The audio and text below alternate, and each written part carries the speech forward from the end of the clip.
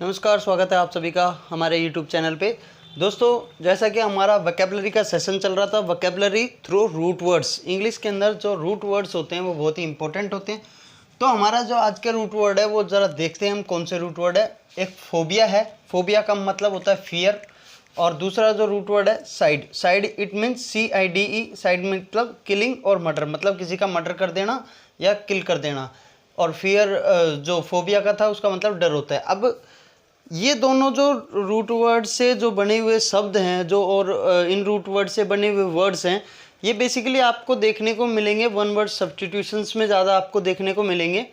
और special words होते हैं उनके अंदर भी ये देखने को मिलेंगे। देखिए, काफ़ी तरह के फोबियाज होते हैं। किसी को हाइट से डर लगता है, किसी को पानी से डर लगता है, किसी को भाई फॉरेनर से डर लगता है, किसी को ओल्ड एज से लगता है, किसी को अंधेरे से लगता है, किसी को मौत से लगता है, किसी को जानवरों से लगता है। तो काफ़ी सारे हैं। किसी को खुले स्पेस में लगता है, किसी को बंद स्पेस में डर लगता है। काफ़ी सारे फोबियाज हैं, फियर हैं। तो सबसे पहला जो हमारा फोबिया रूट वर्ड से बना हुआ पहला वर्ड है वो क्या है? एक्रोफोबिया। एक्रोफोबिया क्या है? एक नाउन है। एक्रोफोबिया का जो मतलब वो होता है फियर ऑफ हाई प्लेसेस। अब फियर ऑफ हाई प्लेसेस का मतलब क्या हो गया? इट मीन्स एक्रो का मतलब होता है, यहाँ पे देखिए दो रूट वर्ड्स हैं, दो रूट वर्ड हम कह सकते हैं, दो वर्ड है। अगर इनको डिफरेंस जैसे अलग अलग डिवाइड करते हैं, एक एक्रो एक फोबिया। अब एक्रो का मतलब होता है हाइट और फोबिया का होता है डर। मतलब जिस पर्सन को ऊंचे प्लेस, मतलब टॉप मोस्ट हो गया, एक्रो का मतलब क्या हो गया? हाईएस्ट हो गया, टॉप मोस्ट हो गया, पीक हो गया या हाइट हो गया। तो जिस व्यक्ति को हाइट से डर लगता हो वह वैसा उसको उस फियर को या उस फोबिया फियर को क्या कहते हैं? एक्रोफोबिया बोलते हैं। ठीक है। अब नेक्स्ट जो हमारा वर्ड है, नेक्स्ट वर्ड क्या आता है? एरोफोबिया। एरोफोबिया क्या होता है? एरोफोबिया एक नाउन है। एरोफोबिया नाउन होती है और एरोफोबिया का मतलब भी क्या होता है? एरो का मतलब क्या होता है? हवा या एयर से रिलेटेड कर रहा है। फोबिया मतलब डर हो गया। और ये नाउन है, इसका मतलब है फियर ऑफ एयर, मतलब जिसको एयर से, हवा से डर लगता हो वो एरो। जैसे कई बार आपने देखा होगा तेज़ हवाएं चलती हैं तो कई व्यक्ति डर जाते हैं कि यार पता नहीं बहुत तेज़ हवाएं चल रही है, बहुत तेज़ तूफान सा आ रहा है, आंधी आ रही है, भाई क्या होगा। ठीक है। इसके बाद एनोरेक्सिया होता है। एनोरेक्सिया एक नाउन होती है।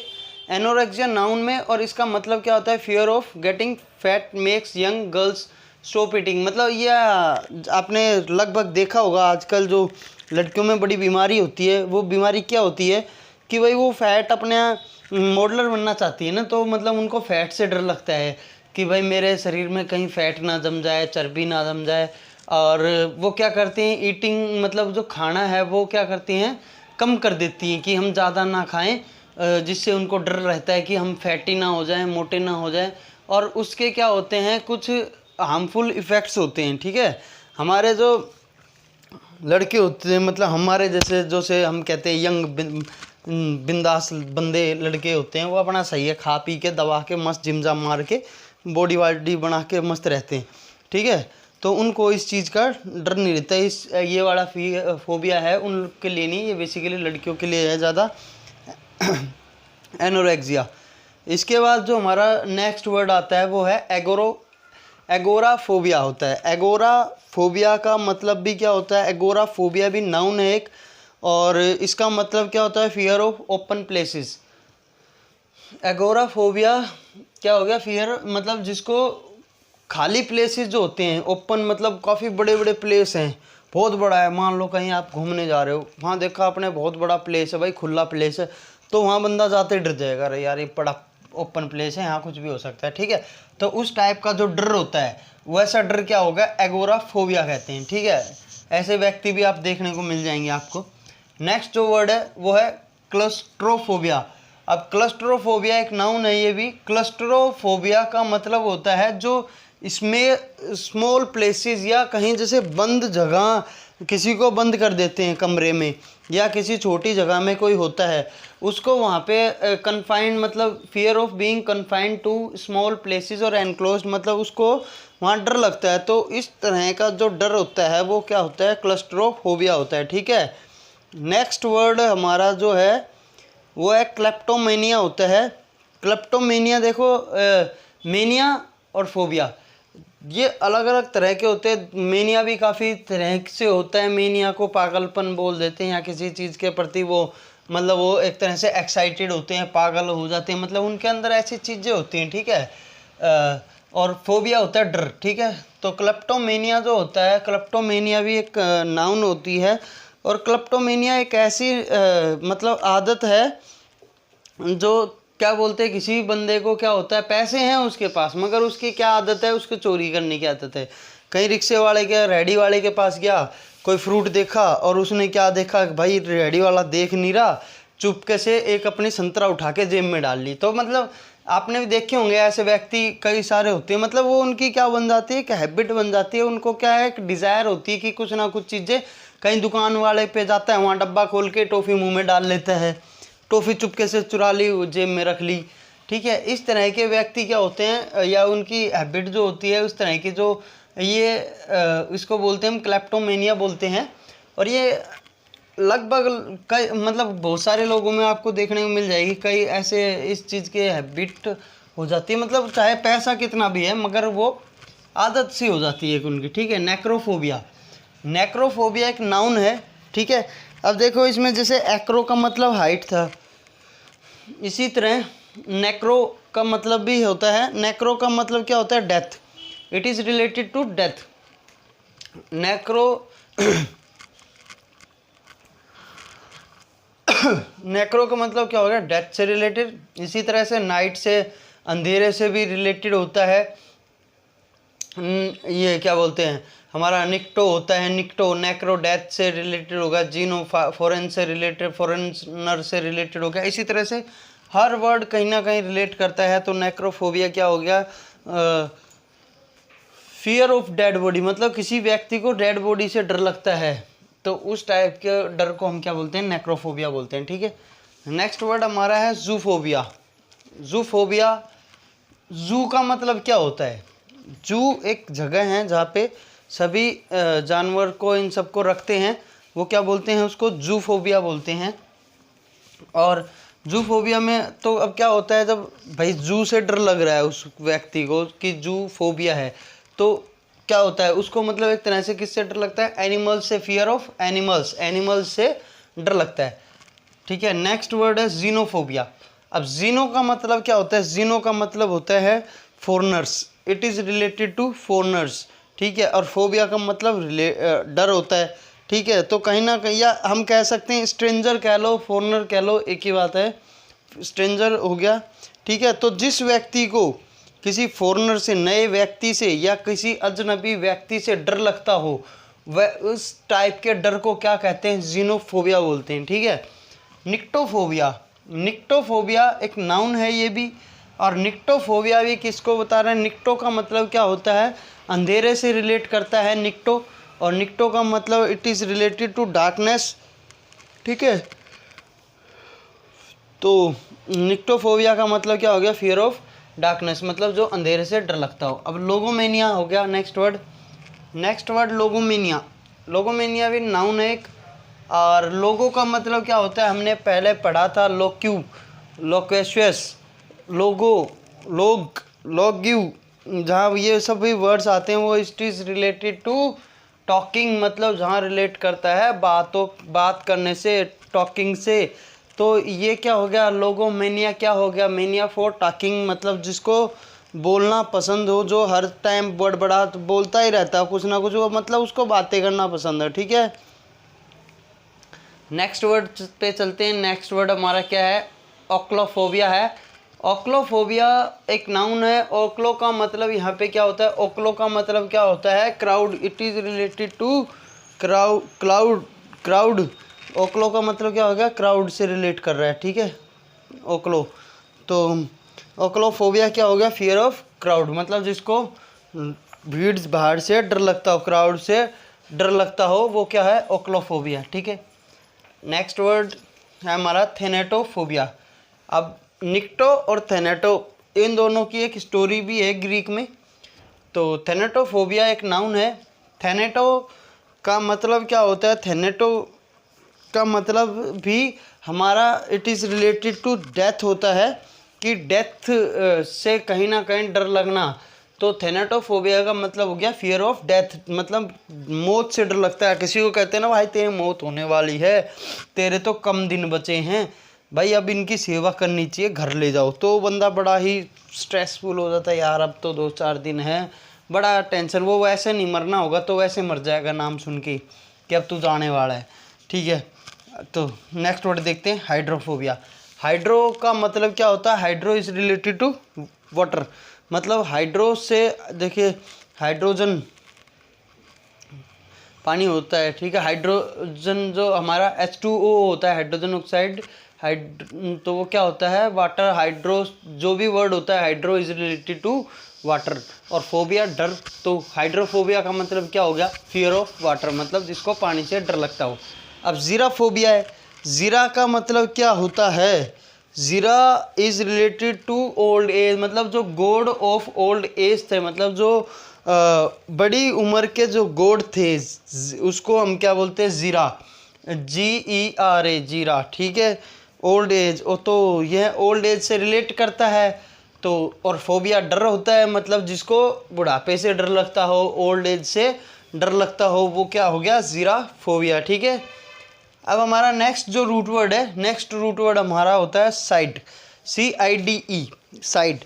और साइड का मतलब होता है किलिंग, किलिंग हो गया, या मर्डर होता है, मतलब किसी ने किसी का मर्डर कर दिया। अब किसका मर्डर किया है? पड़ोसी का किया है, किसका किया है? अंकल का किया है, खुद सुसाइड कर खुद का किया है, माता पिता का किया है, ब्रदर का किया है, सिस्टर का किया है, किसका किया है? तो वही अलग अलग इस साइड जो रूट वर्ड से बने हुए शब्द हैं कि किसका मर्डर या किसका किल उसने किया है, उसने किल किसको किया है, उसके लिए अलग अलग वर्ड्स यूज़ किए गए हैं। और वो वर्ड्स हम यहाँ देखते हैं, वर्ड्स कौन कौन से हैं वो वर्ड, वो हम यहाँ पढ़ते हैं, ठीक है। तो सबसे पहला जो वर्ड है वो स्वयं से लेके चलते हैं, मतलब जब किसी ने अपने आप को एंड कर दिया, अपने आप की लाइफ, अपने आप को ख़त्म कर दिया हो, तो उसके लिए क्या यूज़ करते हैं? सुसाइड। मतलब सुसाइड एक नाउन है, act of ending one's life, मतलब अपने आप की जो ज़िंदगी है वो उसने ख़त्म कर दी, ठीक है। Next word is matricide. Matricide का मतलब, अब देखो मैट्री पैट्री, मातृ और पितृ, मतलब हिंदी में जब देखोगे ना मातृ और पितृ, मतलब मैट्रीसाइड का मतलब क्या हो गया? मैट्रीसाइड एक नाउन है, और मैट्रीसाइड का हो गया act of murdering one's mother, जो अपनी माँ को मार देता हो उसके लिए मैट्रीसाइड वर्ड यूज़ होता है, ठीक है। और पैट्रीसाइड भी एक नाउन है, और पैट्रीसाइड भी उसके लिए यूज़ होगा act of murdering once father, जो कोई अपने पिता का हत्या कर देता हो, ठीक है, हत्या कर देता हो, तो उसके लिए क्या बोलते हैं? पैट्रीसाइड। अब होता है फ्रैट्रीसाइड। फ्रैट्रीसाइड भी एक नाउन है। फ्रैट्रीसाइड में मतलब क्या होगा? किलिंग ऑफ वंस ब्रदर, जो अपने भाई की हत्या कर देता हो, वो फ्रैट्रीसाइड हो गया। सोरोरीसाइड, सोरो, अब देखो स से सिस्टर, मैं से माता, प्या से पिता, तो से सोरोरीसाइड का मतलब जो अपनी बहन की हत्या कर देता हो, नाउन, ये एक नाउन होता है, किलिंग ऑफ वंस सिस्टर, ठीक है। यूक्सोरीसाइड। अब यूक्सोरीसाइड, यूक्सोरीसाइड में क्या होता है? यूक्सोरीसाइड एक नाउन होता है, और इसके अंदर क्या होता है? जो किलिंग ऑफ वंस वाइफ, मतलब कोई अपने जो वाइफ की, अपनी पत्नी की हत्या कर देता हो, उसके लिए हम यूज़ करते हैं यूक्सोरीसाइड, ठीक है।